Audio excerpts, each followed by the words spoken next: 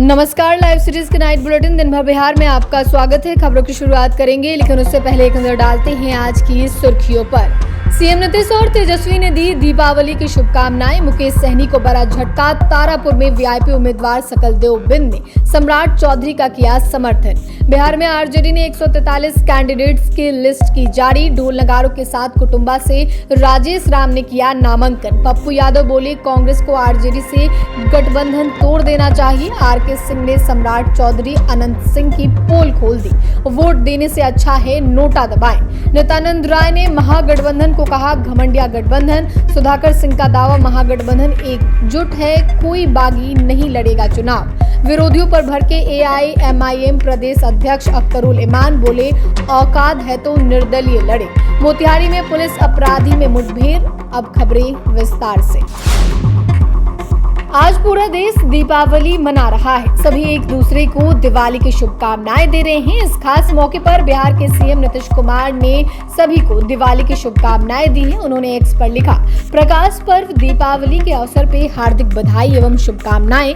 दिवाली अंधकार पर प्रकाश, अज्ञान पर ज्ञान, बुराई पर अच्छाई की विजय का प्रतीक है। उन्होंने पारंपरिक सौहार्द, सद्भाव और उल्लास के साथ दिवाली मनाने को कहा है। वहीं नेता प्रतिपक्ष तेजस्वी यादव ने भी शुभकामनाएं दी है। उन्होंने कहा है कि 2025 के इस दीपावली के बाद आने वाली हर दीपावली बिहार के लिए सौभाग्यशाली और खुशहाली भरी हो।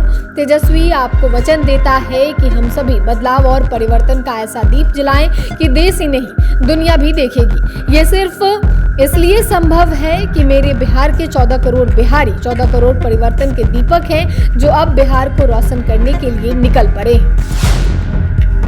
तारापुर में महागठबंधन से वीआईपी उम्मीदवार सकलदेव बिंद ने इस्तीफा दे दिया है। सकलदेव बिंद ने भाजपा का सदस्यता ग्रहण कर तारापुर के प्रत्याशी सम्राट चौधरी का समर्थन कर दिया है। सकलदेव बिंद ने तारापुर से नामांकन वापस लेने की घोषणा करते हुए उनके साथ पार्टी में षड्यंत्र का आरोप लगाया है। उन्होंने आरोप लगाया है कि एक अति पिछड़ा वर्ग के बेटे के साथ अन्याय हुआ है, क्योंकि षड्यंत्र पूर्वक उनका टिकट कटवाया गया। अब मैंने पार्टी छोड़ दी है और बीजेपी को समर्थन दे रहा हूं। यह कोई राजनीतिक सौदा नहीं, बल्कि जनता की आवाज पर लिया गया फैसला है। उन्होंने आगे कहा कि अगर तारापुर से राजद का प्रत्याशी जीतता है तो यह अति पिछड़ों का अपमान होगा, इसलिए मैंने सम्राट चौधरी का साथ देने का निर्णय लिया है।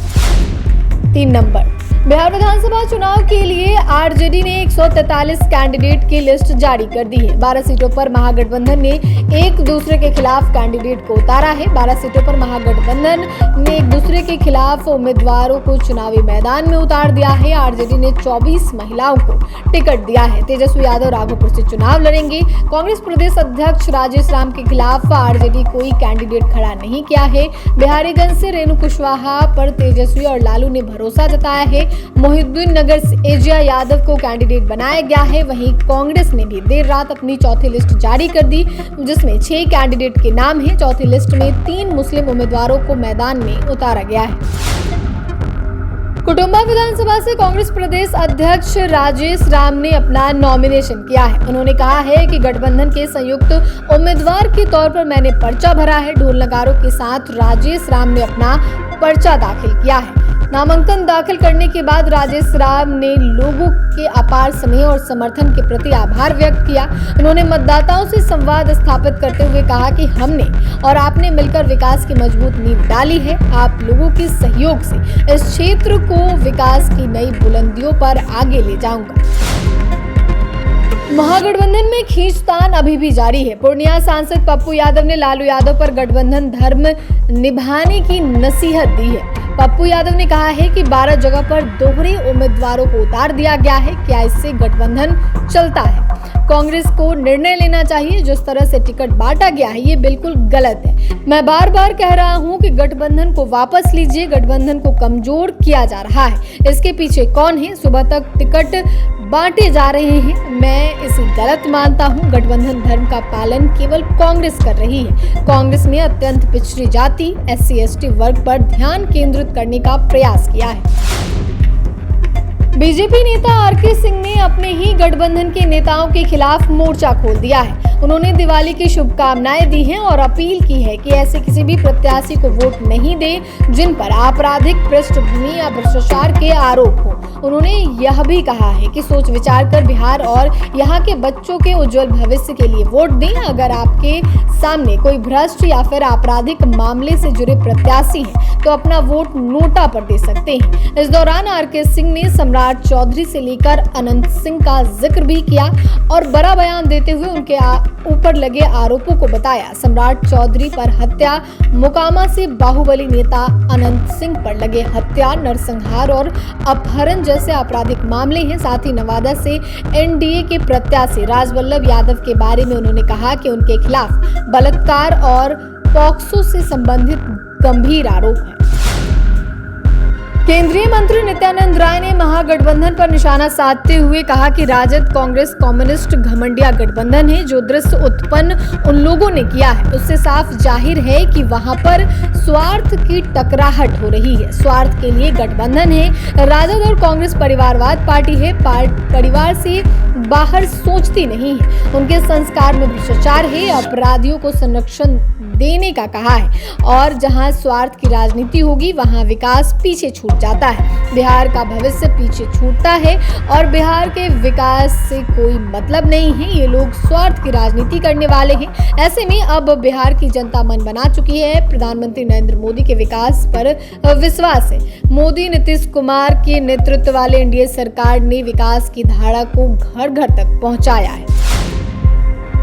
बक्सर से आरजेडी सांसद सुधाकर सिंह ने कहा कि महागठबंधन पूरी तरह एकजुट है और इसमें कोई मतभेद नहीं है। उन्होंने विश्वास व्यक्त किया कि जिन विधानसभा क्षेत्रों में गठबंधन के एक से अधिक उम्मीदवारों ने नामांकन किया है वे नाम वापसी की अंतिम तिथि तक स्वेच्छा से अपना नाम वापस ले लें। कोई भी बागी उम्मीदवार चुनाव नहीं लड़ेगा। सुधाकर सिंह ने दावा किया कि कैमूर जिले की सभी चारों विधानसभा सीटों पर राष्ट्रीय जनता दल के उम्मीदवार जीत दर्ज करेंगे। उन्होंने यह भी कहा कि बिहार की 2/3 सीटों पर महागठबंधन के प्रत्याशी विजयी होंगे और तेजस्वी यादव के नेतृत्व में राज्य में सरकार का गठन होगा। उन्होंने दीपावली के दिन राष्ट्रीय जनता दल के प्रत्याशियों के नामांकन को शुभ संकेत बताया। महागठबंधन को जनता का अपार समर्थन मिल रहा है। एनडीए पर निशाना साधते हुए सुधाकर सिंह ने कहा कि एनडीए में आंतरिक घमासान चल रहा है।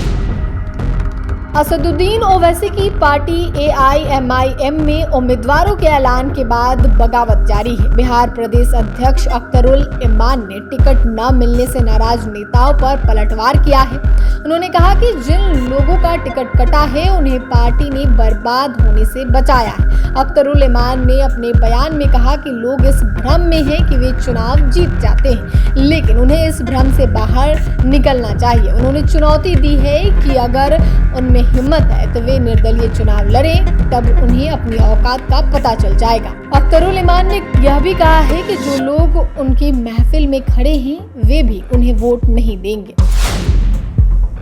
मोतिहारी में पुलिस और अपराधियों के बीच मुठभेड़ हुई। इस दौरान पुलिस की जवाबी कार्रवाई में वांछित अपराधी सिकंदर सहनी के पैर में गोली लगी है। उसे गंभीर हालत में सदर अस्पताल से हायर सेंटर रेफर किया गया है। घटना मोतिहारी के राजेपुर थाना क्षेत्र में हुई है। पुलिस अधीक्षक स्वर्ण प्रभात को गुप्त सूचना मिली थी कि कई लूट सहित अन्य मामलों में वांछित सिकंदर सहनी इस क्षेत्र में देखा गया है।